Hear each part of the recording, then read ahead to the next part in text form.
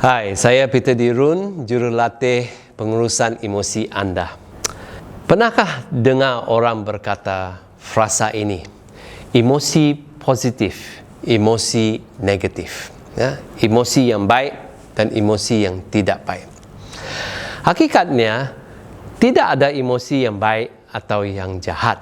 Semua emosi ialah emosi, itu saja. Ya?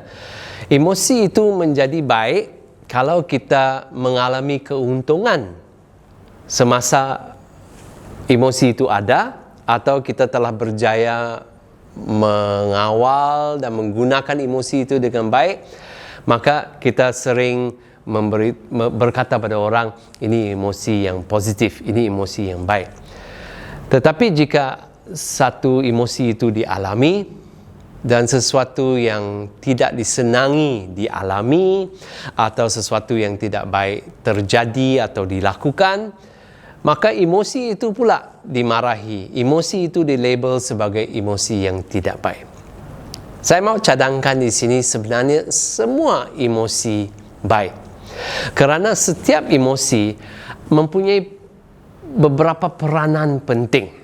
Kalau kita faham peranan-peranan emosi ini, maka setiap emosi yang dialami akan diterima dengan hati yang terbuka dan tidak akan dilabel, ini emosi baik, sila masuk, ini emosi tidak baik, sila keluar. Tetapi setiap emosi bila datang akan diperhatikan dan akan dinilaikan sesuai dengan fungsi emosi itu. Contohnya, ramai orang berkata perasaan marah itu ialah emosi yang negatif. Ya, ramai orang percaya berasa marah ialah sesuatu yang tidak baik, yang salah. Sampai ada orang berkata kalau kamu berasa marah, kamu berdosa. Hakikatnya, berasa marah itu sangat penting dan perlu. Mengapa? Kerana setiap emosi bertujuan untuk memberitahu kita sesuatu, menyedarkan kita tentang sesuatu yang sedang berlaku dalam diri kita. Kalau saya berasa marah, perasaan marah itu sebenarnya sedang memberitahu saya sesuatu, sedang berusaha menyatakan sesuatu. Dan apakah mesej marah? Setiap kali kita berasa marah, sebenarnya kita telah lihat, alami atau percaya sesuatu yang jahat, sesuatu yang tidak baik telah terjadi. Dan perasaan marah timbul untuk memberitahu kita, itu salah, itu jahat.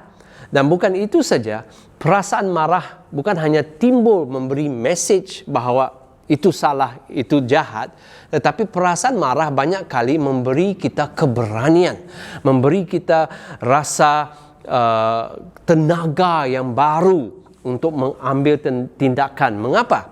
Perasaan marah selalu bertujuan untuk memberi kita kekuatan untuk mengambil tindakan, membetulkan salah atau jahat yang telah dilihat atau dialami. Jadi kalau ini betul, kenapa mau label perasaan marah sebagai jahat?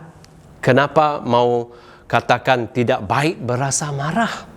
Ya, ada orang sampai bila dia jumpa dengan saya, dia bertanya, bagaimana bolehkah saya buang perasaan marah? Dia tidak mau lagi mengalami marah. Tapi cuba bayangkan, kalau kamu melihat atau mengalami kejahatan, tapi tidak dapat berasa marah. Tidak ada keinginan untuk lawan jahat itu. Tidak ada keinginan dan kekuatan dan keberanian untuk membetulkan yang salah.